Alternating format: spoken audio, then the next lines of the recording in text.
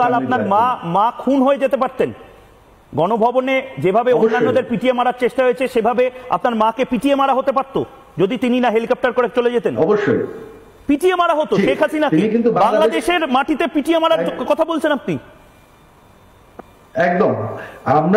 তিনি কিন্তু বাংলাদেশ ছেড়ে যেতে চান নাই। তিনি বলেছেন তিনি পদত্যাগ করবেন, তিনি টুঙ্গিপাড়া গিয়ে আমাদের গ্রামের বাড়িতে গিয়ে থাকবেন। আমরা বলেছি যে না, তারা ঘোষণা দিয়েছে যে তারা গণভবনকে হামলা করবে, তারা তোমাকে বাঁচতে দেবে না। আমরা পরিবারে আমরা শেষ মুহূর্তে ওনাকে বারবার বুঝিয়ে দাবি করে ওনাকে আমরা হেলিকপ্টারে উঠিয়েছি, তিনি উঠতে চাননি। আমাকে ক্ষমা করবেন এই প্রশ্নটা করার জন্য, কিন্তু আপনার নানা সাহেব বা আপনার দাদু শেখ মুজিবুর রহমানের মূর্তি ভয়ঙ্করভাবে ভাঙচুর করা হচ্ছে। ক্ষমা করবেন এই কথাগুলো বলার জন্য, কিন্তু মূর্তির ওপরে প্রস্রাব করা হচ্ছে। আপনার মায়ের আলমারি তছনছ করে তার থেকে শাড়ি ব্লাউজ যা যা আছে সব বের করে ট্রফির মতন দেখানো হচ্ছে। এটা কোন বাংলাদেশ? এই বাংলাদেশ আপনারা 15 বছর ধরে তৈরি করলেন সজীব ভাই।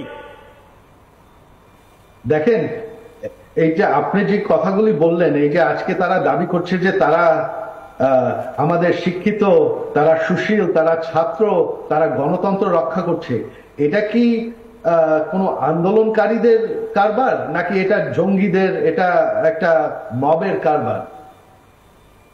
অনেকে আছেন এই মুহূর্তে, আমাকে ক্ষমা করবেন সজীব ভাই, গোটা বিশ্ব থেকে এই মুহূর্তে রিপাবলিক বাংলা দেখছে, ইউটিউবে দেখছে, প্রায় 1.5 লক্ষ লোক দেখছেন। তাদের মধ্যে অনেকে বলছেন যে আসলে আপনাদের এই হাল তার কারণ আপনারা ছাত্রদের বুকে এবং মাথায় গুলি করেছেন। ইতিহাস আপনাদের ক্ষমা করবে না। সত্যি কি শেখ হাসিনা শয়ে শয়ে ছাত্রদের বুকে এবং মাথায় গুলি করেছে? মুগ্ধর মতন ছেলেদেরকে খুন করেছে আসলে আপনাদের হাতে কি রক্ত লেগে আছে সজীব ভাই? হাতে রক্ত লেগে আছে? আমি তো বললাম সেই 15 তারিখ রাত্রে আমাদের সরকার